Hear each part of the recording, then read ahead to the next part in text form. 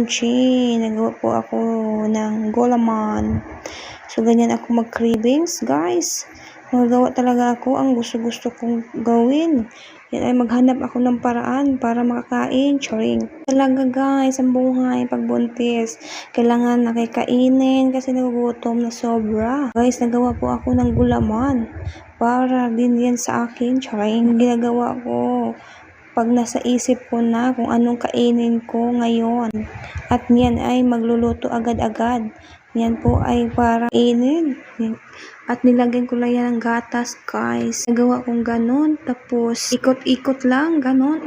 Ikot-ikot. Ginagawa ni Bontes para may makain. Ring, cravings pa more. Kung nasa lagayan. Katapos, nilagay ko niyan, guys. Ay, hindi na mainit at masarap na siya kainin. Nilagyan ko na siya ng yellow at beans. Ang sarap. Sobra. Kaya pag mag-cravings yung Bontes. More.